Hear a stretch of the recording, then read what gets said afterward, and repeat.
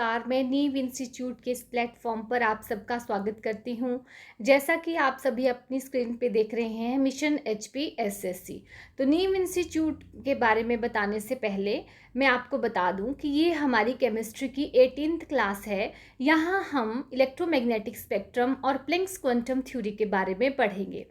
तो अब मैं आपको नीम इंस्टीट्यूट के बारे में कुछ बताना चाहती हूँ। जैसा कि आप सबको दिख रहा है, मिशन HPSSC। मिशन HPSSC का मतलब है कि नीम institute Himachal Pradesh staff selection commission के अंडर आने वाले डिफरेंट कम्पिटिटिव एग्ज़ाम की ऑनलाइन और ऑफलाइन कोचिंग प्रोवाइड करता है, जिसमें HP टेट, TGT, HP पटवारी, HP police, allied services, bank clerical etcetera exam जो हैं शामिल हैं। इस सेशन में मैं बात कर रही हूँ HP टेट के बारे में कि हमने HP टेट का जो है वो ऑनलाइन कोर्स जो है वो स्टार्ट कर दिया है।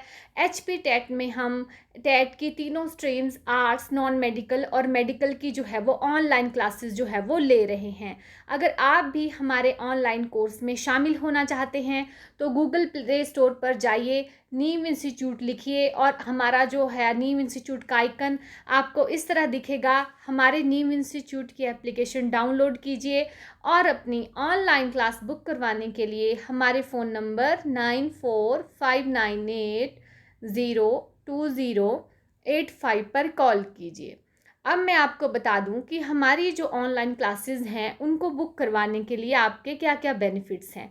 तो सबसे पहला और मोस्ट इम्पॉर्टेंट बेनिफिट्स है 1 week demo free. 1 week demo free का मतलब है कि हम आपको एक हफ्ते तक आपके सब्जेक्ट से रिलेटेड सारे टॉपिक्स जो है वो फ्री में पढ़ाएंगे। ऐसा नहीं है कि आप फर्स्ट डे आइए, फ़ीस दीजिए तभी आप हमारे ऑनलाइन कोर्स में एनरोल हो सकते हैं। ऐसा बिल्कुल भी नहीं है। हमारे ऑनलाइन और ऑफलाइन क्लासेस में जो है वो 1 वीक डेमो फ्री दिया जाता है। एक हफ्ता तक आप फ्री पढ़ेंगे। अगर आपको लगता है कि आपकी स्टडी के अकॉर्डिंग हम प्रेपरेशन करवा रहे हैं और ये आपके लिए हेल्पफुल है तो आप फीस देके जो है वो एडमिशन ले सकते हैं। तो 1 week demo free is most important benefit of Neem institute. इसके अलावा हमारी daily classes, weekly test and quizzes and doubt removal classes भी रहती हैं। इसके सेकंड जो हमारा मोस्ट इम्पॉर्टेंट है वो है 20% डिस्काउंट फॉर BPL स्टूडेंट्स। हमारी जो फीस स्ट्रक्चर है वो है 1999 और इसमें भी हम जो BPL स्टूडेंट्स हैं उनको 20% डिस्काउंट जो है वो दे रहे हैं ताकि वो अपनी स्टडी जो है वो कंटिन्यू कर सकें। नेक्स्ट मैं आपको बता दूं कि मैं आपको HP टेट में केमिस्ट्री और बायोलॉजी का पोर्शन करवाऊंगी। तो चलते हैं अपनी केमिस्ट्री की क्लास में। तो आपको आपकी स्क्रीन पे दिख रहा होगा nature of light and electromagnetic spectra की नेचर क्या होती है लाइट की। According to Newton, light was regarded as stream of particles, ठीक है, or corpuscles of particles. The particle nature can only explain certain phenomena such as reflection and refraction associated with light. जो Newton थे उन्होंने light को बताया था कि जो लाइट है वो स्ट्रीम ऑफ पार्टिकल्स है और कार्पसल्स ऑफ पार्टिकल्स है। मतलब जो लाइट आती है हमें सन से वो इन the form of streams of particles में आती है, ठीक है। तो जो पार्टिकल नेचर थी वो कुछ ही फिनोमिना एक्सप्लेन कर पाई लाइट से रिलेटेड, वो थे रिफ्लेक्शन एंड रिफ्रैक्शन, ठीक है, रिफ्लेक्शन एंड रिफ्रैक्शन। लेकिन ये जो नेचर ऑफ लाइट जो बताई थी न्यूटन जी ने कि ये स्ट्रीम्स ऑफ पार्टिकल हैं, ये कुछ अदर फिनोमिना को एक्सप्लेन करने के लिए फेल हो गई थी, जैसे इंटरफेरेंस और डिफ्रैक्शन, ठीक है। But at the same time it fail to explain 2 other phenomenon called interference and diffraction. So corpuscular theory of light was replaced by wave theory of light given by Huygens, ठीक है, Huygens जो भी आप इसको पढ़ना चाहें, Huygens, ठीक है, ह्यूजेंस, ठीक है। तो इसमें आपको पता चलता है कि जो न्यूटन ने लाइट थ्योरी दी थी उन्होंने बताया था कि जो लाइट आती है वो आती है स्ट्रीम ऑफ पार्टिकल्स की फॉर्म में, लेकिन ये कुछ एक ही फिनोमिना जो थे वो उनको एक्सप्लेन कर पाई थी, रिफ्लेक्शन एंड रिफ्रैक्शन, और हमारे जो अदर फिनोमिना थे इंटरफेरेंस एंड डिफ्रैक्शन, उसको ये थ्योरी न्यूटन की एक्सप्लेन नहीं कर पाई थी। तो वेव थ्योरी ऑफ लाइट जो है ह्यूजेंस ने दी थी, ठीक है। तो चलिए आगे चलते हैं हम अपने नेक्स्ट में। On 1856, James Clerk Maxwell studied that X-rays, gamma rays and heat etc. emit energy continuously in the form of radiation or waves. ठीक है, तो जेम्स क्लर्क मैक्सवेल ने क्या किया था कि जो डिफरेंट रेज हैं, ठीक है, डिफरेंट लाइट की जो रेज हैं, X rays, gamma rays, heat etcetera, वो एमिट करती हैं continuously in the form of waves. ठीक है, तो मैक्सवेल जी की जो बात थी वो किस पे थी कि रेडिएशन आती हैं इन द फॉर्म ऑफ वेव्स. ठीक है, these waves associated with electric and magnetic field and are known as electromagnetic waves or radiations. ये जो waves आती हैं, radiations आती हैं in the form of waves, ये associated होती हैं इलेक्ट्रिक और मैग्नेटिक फील्ड से और इनको हम बोलते हैं इलेक्ट्रोमैग्नेटिक वेव्स और रेडिएशंस. तो इनके क्या करेक्टरिस्टिक्स हैं वेव्स के. ठीक है, a few characteristics of these waves. पहला है they emit energy continuously in the form of radiation or waves. जो एनर्जी आती है वो हमें किस फॉर्म में आती है, वेव की फॉर्म में.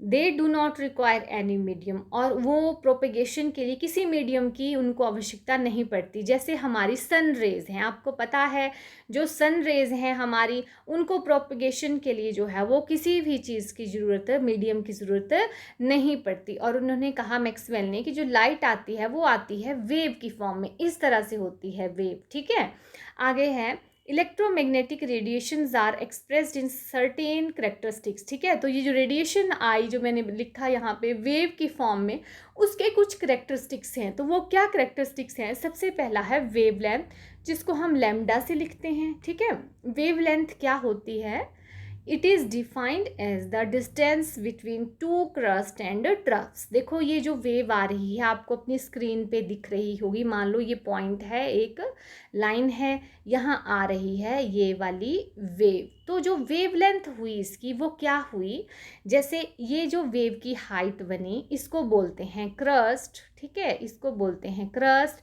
और जो ये इसकी डेप्थ बनी, ये वाली डेप्थ बनी, ये डेप्थ बनी, ये हाइट बनी, ये भी हाइट बनी. ठीक है, तो जो इसकी डेप्थ है उसको बोलते हैं हम, क्या बोलते हैं, ट्रफ. ठीक है, ट्रफ बोलते हैं. तो एक क्रस्ट और दूसरी क्रस्ट के बीच में, या एक ट्रफ और दूसरी ट्रफ के बीच में जो डिस्टेंस होगा उसको बोलते हैं वेव लेंथ. तो वेवलेंथ क्या है, it is defined as the distance between two crest and troughs. तो स्क्रीन में आप देख सकते हैं ये आपकी एक क्रस्ट है, ये दूसरी क्रस्ट है, इनके बीच में जो डिस्टेंस है दैट इज़ वेवलेंथ. और इसको हम ऐसे भी बोल सकते हैं डिस्टेंस बिटवीन टू ट्रफ्स. तो एक ट्रफ ये है वेव की, दूसरी ये है, तो इनके बीच में जो डिस्टेंस है दैट इज़ अ वेवलेंथ, और इसको लैम्डा से हम डिनोट करते हैं. नेक्स्ट है एम्पलीट्यूड. एम्पलीट्यूड क्या होता है, it is the height of the crest और the depth of the trough. ठीक है, तो जो एम्पलीट्यूड है हमारा वो क्या है, वो है हाइट ऑफ द क्रस्ट. ठीक है, जो हाइट है क्रस्ट की ये है हाइट, ये क्रस्ट है, ये इसकी हाइट है, और ये यहाँ पे एक ट्रफ है. ठीक है, और ये इसकी डेप्थ है, ये भी डेप्थ है, ये हाइट है. तो हाइट ऑफ द क्रस्ट और depth of the trough is called as amplitude. ठीक है, आगे है फ्रीक्वेंसी, जिसको हम लिखते हैं न्यू से. किससे डिनोट करते हैं, न्यू से. It is the number of wavelength that pass through a point in 1 second. ठीक है, कि एक पॉइंट है, ठीक है, उसमें 1 सेकेंड में कितनी जो वेव है वो क्रॉस हो रही हैं. एक पॉइंट पे 1 सेकेंड में कितनी जो है वो वेव क्रॉस हो रही हैं, उसको बोलते हैं फ्रीक्वेंसी. और फ्रीक्वेंसी के यूनिट्स हैं साइकिल्स पर सेकेंड और हर्ट्स. ठीक है, और हर्ट्स और साइकिल्स पर सेकेंड में रिलेशन है 1 hertz is equal to 1 cycle पर सेकेंड. देखिए जो ये टर्म्स हैं इनके यूनिट्स आपको ज़रूर याद रखने हैं. कई बार पेपर में जो है वो डायरेक्ट क्वेश्चन जो है वो यूनिट से रिलेटेड पूछा जाता है. नेक्स्ट है हमारा वेव नंबर. वेव नंबर को हम लिखते हैं न्यू बार से. It may be defined as the number of wavelength which can be accommodated in 1 centimetre length along the direction of propagation। तो वेव नंबर हुआ कि 1 सेंटीमीटर अगर लेंथ है तो उसमें कितनी वेव लेंथ बन रही हैं, हमारी सारी की सारी कितनी वेव लेंथ बन रही हैं, उसको बोलते हैं वेव नंबर। कि 1 सेंटीमीटर लेंथ में कितनी वेव लेंथ क्रॉस हो रही है। और वेव लेंथ आपको पता है क्या होता है, the distance between two crest and troughs. ठीक है, आगे है हमारा वेव नंबर को हम लिखते हैं 1 वेव लेंथ, और इसको हम लिखते हैं न्यू वार। वेव नंबर को हम लिखते हैं, क्या लिखते हैं हम वेव नंबर को, न्यू वार। और ये होता है 1 वेव लेंथ की, और 1 वेव लेंथ होता है आपका 1/λ। क्या होता है, 1/λ। The SI unit of wave number is metre per metre और पर सेंटीमीटर। जो एसआई यूनिट हैं वेव नंबर के वो हैं पर मीटर और पर सेंटीमीटर, क्योंकि वेव नंबर आपको पता है it is the number of wave length that pass in 1 centimetre length. ठीक है, नेक्स्ट करते हैं हम इलेक्ट्रोमैग्नेटिक स्पेक्ट्रा। तो इलेक्ट्रोमैग्नेटिक स्पेक्ट्रा क्या है, the arrangement of different electromagnetic radiations in order of increasing wavelength और डिक्रीजिंग फ्रिक्वेंसी। तो आइए चलो इसको हम एक पिक्चर से समझते हैं। तो जैसा कि आपने डेफिनेशन देखी, इलेक्ट्रोमैग्नेटिक स्पेक्ट्रम क्या है, arrangement of different rays in order of increasing wavelength. ठीक है, कि इस साइड को जो है वो इंक्रीज हो रही है, क्या हो रही है, वेवलेंथ इंक्रीज। ठीक है, wavelength increase and frequency decrease, और फ्रीक्वेंसी क्या हो रही है आपकी, डिक्रीज हो रही है। तो electromagnetic spectrum is the arrangement of different rays in increasing order of wavelength, जो मैंने आपको बताया इस इंक्रीज हो रही है, और जो फ्रीक्वेंसी है वो डिक्रीज हो रही है। तो आप अपनी स्क्रीन पे देख रहे हैं कॉस्मिक रेज से पहले, सॉरी गामा रेज से पहले कॉस्मिक रेज भी आती हैं। ठीक है, और यहाँ पे वो रेज नहीं बताई हैं इन्होंने। ठीक है, तो गामा रेज से पहले मैं यहाँ लिख रही हूँ आपकी कॉस्मिक रेज। ठीक है, मैं क्या लिख रही हूँ यहाँ पे, मैं लिख रही हूँ यहाँ पे कॉस्मिक रेज। ठीक है, तो जो cosmic rays, gamma rays, X rays आपको स्क्रीन पे दिख रही होंगी, अल्ट्रा वायलेट, फिर ये आ गया हमारा विजिबल रेंज। ठीक है, infrared, microwave and radio wave. तो हमने कहा कि इलेक्ट्रोमैग्नेटिक स्पेक्ट्रम में हम इंक्रीजिंग ऑर्डर में वेवलेंथ लेते हैं और डिक्रीजिंग ऑर्डर में फ्रिक्वेंसी। तो आपको पता चल रहा होगा इन सब मतलब वेव्स में जो है वो सबसे ज़्यादा जो है वो वेवलेंथ जो है वो किस रेस की है। तो वेवलेंथ इस साइड को इंक्रीज करती है, तो सबसे ज़्यादा वेवलेंथ हुई रेडियो वेव्स की, और सबसे कम हुई कॉस्मिक रेस की, और सबसे ज़्यादा फ्रिक्वेंसी हुई, क्योंकि फ्रिक्वेंसी इस साइड को डिक्रीज कर रही है, तो सबसे ज़्यादा फ्रिक्वेंसी हुई आपकी कॉस्मिक रेस की, और सबसे कम फ्रिक्वेंसी हुई आपकी रेडियो वेव्स की। ठीक है, तो हमारी जो ह्यूमन आइज़ हैं वो सिर्फ विजिबल रीजन में ही आने वाले कलर को देख सकती हैं, और यहाँ कलर आते हैं विबग्योर। कौन से कलर, विबग्योर। 7 कलर आते हैं, violet, indigo, blue, green, yellow, orange and red. हम विजिबल लाइट में आने वाले जो ये 7 कलर्स हैं इन्हीं को देख सकते हैं। अब मैं यहाँ से आपसे क्वेश्चन करूँ, मैंने बता दिया कि इलेक्ट्रोमैग्नेटिक स्पेक्ट्रम में डिफरेंट रेज जो हैं वो किस तरह अरेंज्ड हैं। तो मैं इन 7 कलर्स में आपसे पूछूं तो सबसे ज़्यादा वेवलेंथ जो है वो किस कलर की है। आपसे क्वेश्चन है कि सबसे ज़्यादा वेवलेंथ किस कलर की है। आप सोचिए फिर मुझे बताइए। मैं बताती हूँ आपको कि जैसे इस तरह से जो है वो वेवलेंथ इंक्रीज हो रही है, तो सबसे कम वेवलेंथ आपकी वायलेट कलर की है और सबसे ज़्यादा वेवलेंथ आपकी रेड कलर की है। और मैं अगर फ्रिक्वेंसी पूछूं तो आपको पता है इस साइड को फ्रिक्वेंसी डिक्रीज हो रही है, क्योंकि इलेक्ट्रोमैग्नेटिक स्पेक्ट्रम की आप डेफिनेशन पढ़ेंगे तो देखेंगे arrangement of different rays in increasing order of wavelength and decreasing order of frequency. तो इस साइड को आपकी फ्रिक्वेंसी डिक्रीज हो रही है, तो सबसे ज़्यादा फ्रिक्वेंसी जो है वो वॉयलेट कलर की है और सबसे कम फ्रिक्वेंसी जो है वो रेड कलर की है। तो इलेक्ट्रोमैग्नेटिक स्पेक्ट्रम से आपको इस तरह से क्वेश्चन आएंगे, तो इन क्वेश्चन क्वेश्चन को करने के लिए सबसे पहले आपको इलेक्ट्रोमैग्नेटिक स्पेक्ट्रम की डेफिनेशन पता होनी चाहिए और इनकी अरेंजमेंट पता होनी चाहिए, तभी आप बता सकेंगे, ठीक। क्योंकि सबसे पहले आती हैं cosmic rays, gamma rays, X rays, UV, ultraviolet rays जिसको बोलते हैं, visible rays, infrared, microwave and radio waves. Next है, it may be noted that human eye can detect only the radiations which fall in the visible region, that is VIBGYOR, जो मैंने आपको बताया, ठीक है। नेक्स्ट है, violet colour has maximum frequency and minimum wavelength, ठीक है, मैंने आपको समझा दिया कैसे। Red colour have minimum frequency and maximum wavelength, ये क्यों है, क्योंकि इलेक्ट्रोमैग्नेटिक स्पेक्ट्रम की डेफिनेशन बोलती है कि different rays are arranged in increasing order of wavelength and decreasing order of frequency, तो आप वो याद रखेंगे कि वो किस तरह से जाती हैं। नेक्स्ट है हमारा प्लैंक्स क्वांटम थ्योरी। अब हम देखें प्लैंक्स क्वांटम थ्योरी क्या बोलती है। According to this theory the radiant energy is emitted और absorbed discontinuously in the form of small energy packets called quantum photon, ठीक है।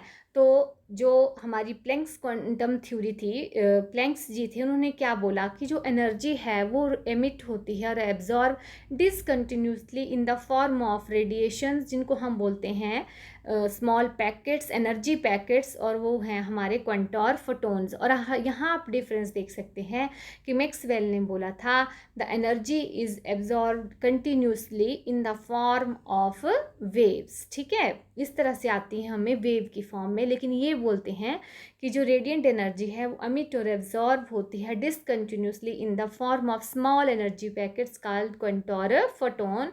और ये बोलते हैं the energy of each quantum is directly proportional to frequency, ठीक है। जो ईच क्वांटम है, ईच रेडिएशन है, ईच पैकेट है फोटोन का, उसकी एनर्जी होती है किसके बराबर, फ्रीक्वेंसी, दैट इज़ न्यू। और उन्होंने एक रिलेशन दिया था, ये एच रहने दो यहाँ पे, E is equal to H C upon lambda. क्या दिया था उन्होंने relation, E is equal to H C upon lambda. तो E हो गई एनर्जी, H हो गया प्लैंक्स कांस्टेंट जिसकी वैल्यू मैं आपको बताती हूँ, बार बार पूछी जाती है पेपर में, C हो गई आपकी velocity of light and lambda हो गया वेवलेंथ। तो उन्होंने रिलेशन दिया था A is equal to H C upon lambda, ठीक है। तो H is called Planck's constant और इसकी वैल्यू आपको याद रखनी है, बार बार पेपर में पूछी गई है।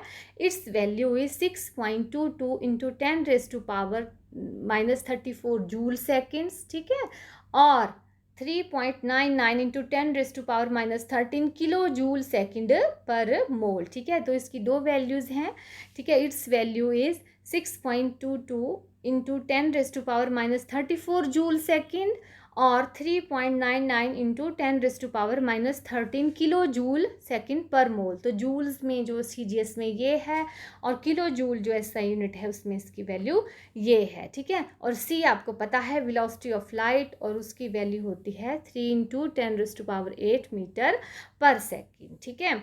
तो आपने अच्छे से समझ लेना है। नेक्स्ट है the total amount of energy emitted और absorb by a body in some whole number, ठीक है। तो एनर्जी जो एमिट और एब्जॉर्ब होती है वो होल नंबर होती है, होल नंबर, ठीक है, होल नंबर।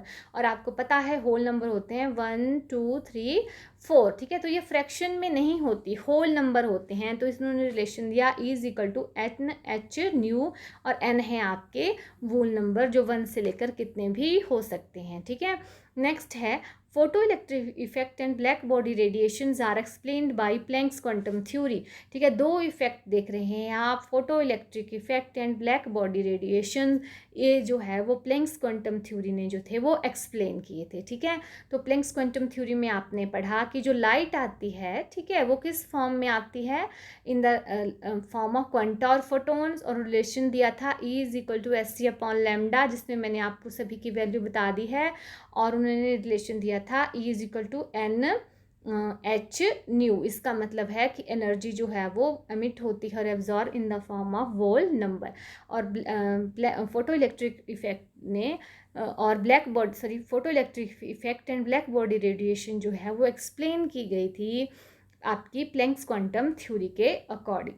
अब नेक्स्ट है हमारा ब्लैक बॉडी रेडिएशन और photoelectric effect according to Planck's quantum theory. तो सबसे पहले हम पढ़ते हैं ब्लैक बॉडी रेडिएशन।